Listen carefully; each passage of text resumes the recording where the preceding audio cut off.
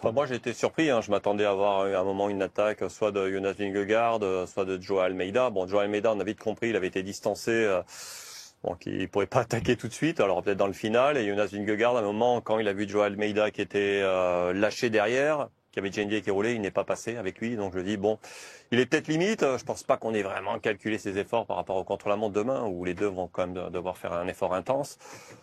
Je pense qu'on est fatigué dans cette troisième semaine, que ça va se jouer peut-être à pas grand-chose cette Vuelta. Mais aujourd'hui, ouais, l'un comme l'autre, ils n'avaient pas les ressources pour tenter quoi que ce soit.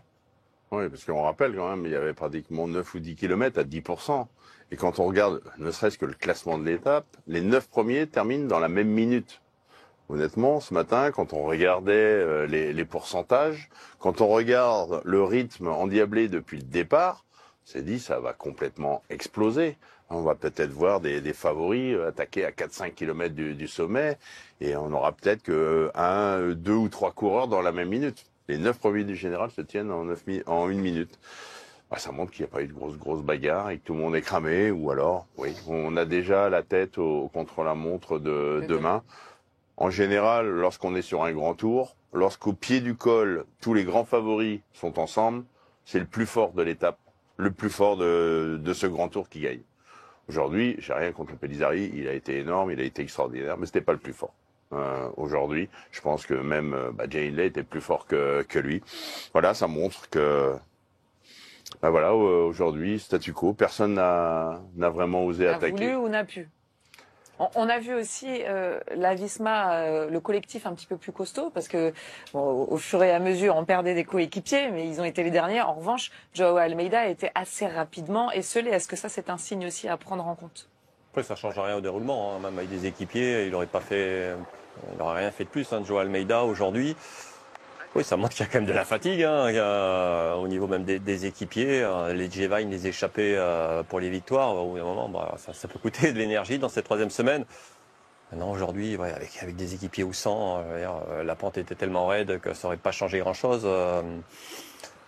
Je pense que les deux coureurs étaient à la limite aujourd'hui, et comme quoi les deux ont quasiment le même niveau, parce que Jonas Vingegaard, honnêtement, s'il avait les jambes, il prendrait pas le risque d'arriver au chrono avec 50 secondes. Il aurait repris plus de temps aujourd'hui, ça n'a pas été le cas.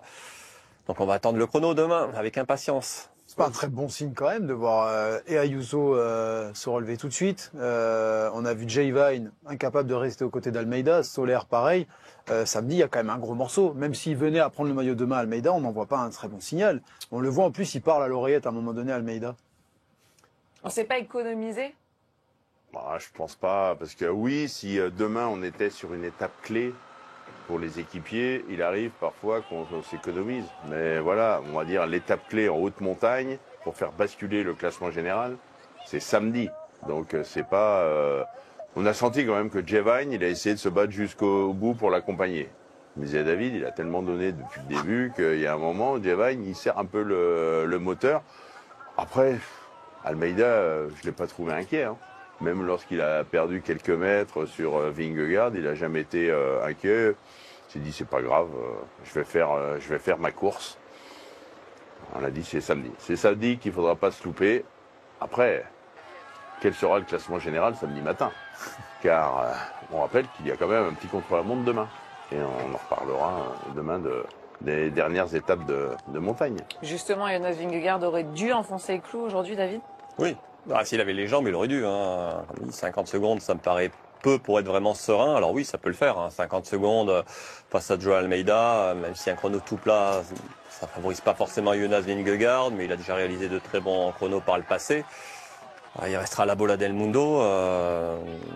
Mais là aussi, il y a quand même pas mal d'incertitudes sur toutes les diverses raisons qu'il peut y avoir, que l'étape ne se déroule pas comme prévu. Donc aujourd'hui, oui, il aurait dû enfoncer le clou, et s'il ne l'a pas fait, pour moi, c'est qu'il n'avait pas les jambes. Il n'a pas les jambes, parce que même pour le sprint, on rappelle, il y avait quand même des bonifications à aller chercher. Alors, il y avait Pellizzari devant, Pidcock qui attaquait dans le final, mais il y avait encore 4 petites secondes à aller prendre. C'est toujours bon de prendre 4 secondes à son dauphin au classement général. Mais voilà, il vient buter à la 4e place. Oui, il prend 2 secondes sur la ligne sur Almeida. Mais voilà, demain, il va partir avec le beau maillot rouge, avec 50 secondes d'avance et seulement. C'est suffisant? Et on les a vus discuter là. Je pense qu'il a dit je suis cuit, et il a dû répondre moi aussi. Ouais. Stop, on s'arrête là. C'est possible. Vous lisez pas sur les lèvres, vous? Non, pas bien, pas bien. Je sais pas, ça dépend Non, quelle langue mais il j'aimerais parle. bien être petite souris, non, parce que les souris, elles ont toutes malheureusement été brûlées cet été là-haut, mais elles n'ont pas pu entendre ce qui s'est dit entre les deux coureurs du général. Giulio Pellizzari qui est monté lui sur le podium, le vainqueur aujourd'hui, l'Italien de la Red Bull Bora. Hop, il est descendu un peu trop tôt, mais il n'a pas l'habitude en même temps, hein, Bah non, forcément. Bah première ouais. victoire professionnelle, hein. Rappelons, première victoire chez les professionnels. Lui qui est passé pro il n'y a pas si longtemps que ça, donc avec la formation Bardiani, qui a rapidement rejoint cette formation Red Bull Bora Hansgrohe et qui, comme disait Jackie, va devoir se battre pour trouver une place de leader. Parce qu'il a tout pour être leader sur les saisons à venir. Non, mais être capable à cet âge-là d'être encore en train de jouer le général d'un deuxième grand tour à 21 ou 22 ans, C'est énorme. chez Red Bull Bora, on va se dire mince. Parce qu'on l'a pris de chez Bardiani en se disant on va le faire grandir progressivement. Il va être équipier de Primoz Roglic, il va être équipier de Jay Hindley, peut-être équipier de Remco Evenepoel lorsqu'il va arriver. Mais il va peut-être avoir des ambitions à la hausse, le gamin, lorsqu'il va arriver l'année prochaine au départ du Giro, son tour national. On doit être honnête. On a juste parlé un petit peu avec Joao Almeida. Je me rappelle même pas de ce qu'il m'a dit. C'était juste quelque chose à propos de la course, à propos de Giulio qui a attaqué. Voilà. C'était un spécial de voir que vous êtes 5-6 coureurs et que vous êtes tous égales, tous égaux. Alors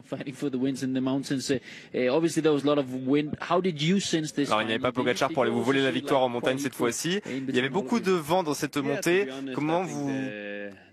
Qu'est-ce que vous pensez du fait que vous soyez vraiment tous très resserrés? Comme vous l'avez dit, il y a beaucoup de vent aujourd'hui. J'avais pas les meilleures jambes aujourd'hui, mais j'ai survécu. Et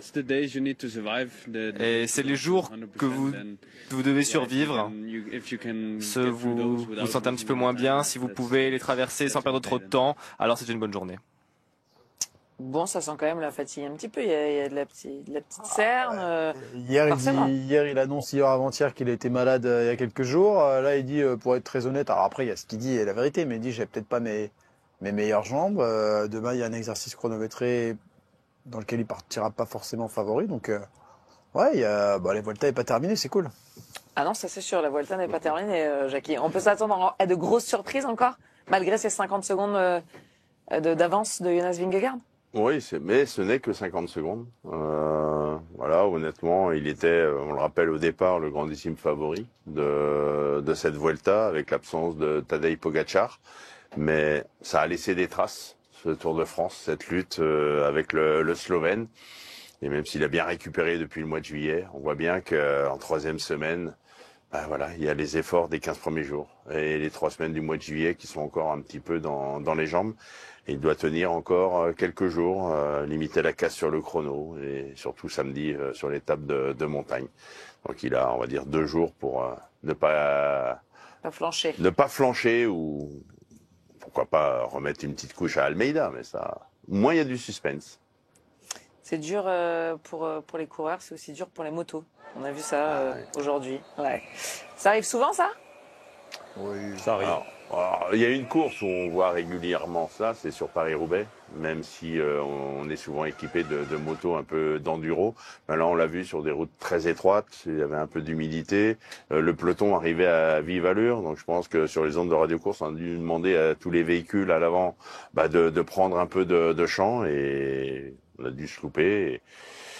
Et voilà, oui, ça arrive fréquemment, en espérant évidemment que le motard et je sais pas si c'est un photographe ou un J'ai commissaire. l'impression que tout le monde est Tout remonté. le monde est ouais. bien, mais oui, hein, ça arrive. Il n'y a pas que les coureurs qui tombent. Les suivre, notamment, je sais pas, les coureurs dans une descente de col. Faut être bon motard quand même, hein, C'est mieux. pour les suivre. Faut avoir le ventre accroché aussi. Hein. Oui, Si vous êtes motard, ça va, mais c'est entre guillemets C'est derrière. le singe qui est derrière. Il est pas au mieux. Non, dans le sidecar, on appelle ça le singe. Dans le sidecar. très bonne question. Ouais. J'en ai aucune idée. Ouais, je sais pas, c'est pas grave. Le passager. Le passager, absolument le passager.